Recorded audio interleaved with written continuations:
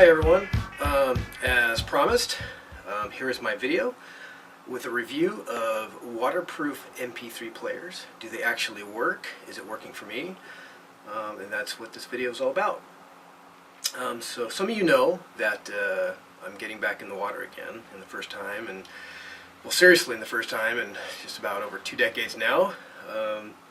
Joined a master swim team and starting to take it pretty seriously, and it's starting to come back together. There's been some changes in the last 20 years or so.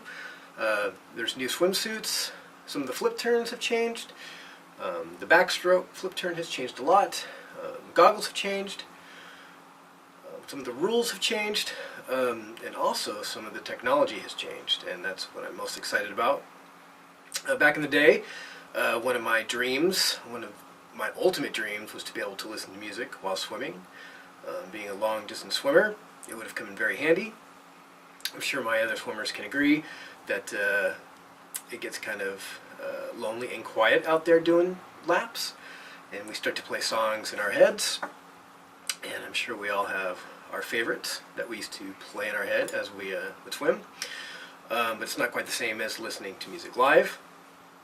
I always wanted to have that ability, and there were attempts back in those days. I think Sony had a Walkman that you could put like in a bag essentially, and you would strap it to your back and you'd wear a belt, and it was ridiculously big and clumsy, and of course it didn't work.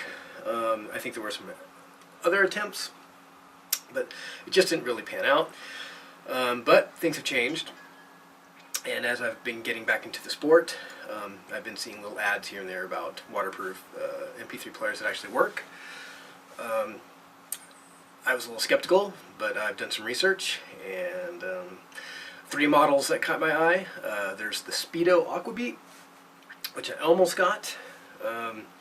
There's the Finis bone conducting headphone set, which was kind of interesting. It doesn't use headphones like the other players do. It actually has these little these plates which rest on your cheekbones, and it actually delivers sound through vibrations into your bone. Interesting technology, but they look kind of ridiculous. And the other one was the iPod Shuffle, which has been waterproofed. I went with that one, and the company that does that is Underwater Audio, and if you're interested in learning more about their stuff, just go to underwateraudio.com. So anyways, this is the iPod Shuffle right here. I went with pink, basically because I'm totally comfortable with my masculinity, and the fact that just about everything I own is black, I thought this would be harder to lose in a bag full of black stuff, being a hot, bright pink color. But that is the player in itself. One of the things I liked about the Speedo Aquabeat at first was that it actually had a screen that you could actually thumb through and take a look, and you know, scroll through your menus, your playlists, or whatever, and you'd be able to see it. So that was kind of a selling point. But if you think about it, most of the MP3 players that you swim with are actually attached to your strap, on your goggle strap in the back of your head. So you're not going to be able to see that anyways.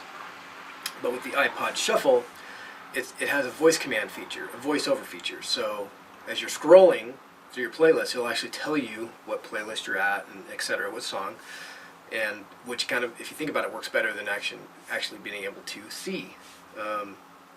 So that was a selling point. Also, just, you know, Apple makes a pretty mean machine, and it's a pretty elegant MP3 player, and it's actually rated, now that it's been waterproof, it's actually rated at lower depths than most of its competitors. So that is why I went with this one. So the other factor in MP3 players that you can swim with is the headphones. And a lot of them have these little trees, and I think that's pretty much the secret of keeping, you know, an airtight seal.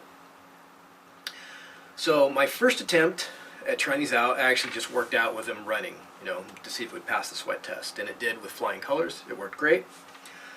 And then I was ready for my first swim test, and the results were actually moderate. It would work for a lap or two, and then, you know, one of the headphones would dislodge, water would get between the bud and the ear canal, and the sound would be muffled and it became kind of tedious and almost annoying. So I wasn't totally thrilled with my first time out in the water with this. After doing a little more research, I found that some swimmers were actually applying just a dab of Vaseline onto the plastic rubber trees here, and they said they were getting good results with that. So I went out another day and tried it using the same technique, and it worked perfectly. I hardly have any trouble with it at all. One of my concerns was, can I do butterfly with it? I love the IM, that's always been my favorite event, and I want to make sure it can stand up to the rigors of the butterfly. And I was able to do that. It passed every flip turn, new school, old school flip turns, long distances, sprints. It really worked. And so Vaseline is definitely the key to making that happen. So, simple. You have your goggles. You just take one of your straps. You clip it on. Just like that. Rest on the back of your head. Add a little bit of Vaseline. Plug in. You're good to go. So, with that being said, here's some footage I shot with me actually wearing the machine. And you can see for yourself and how well it works. In fact, you can barely even notice it, that it's actually in my ears at all.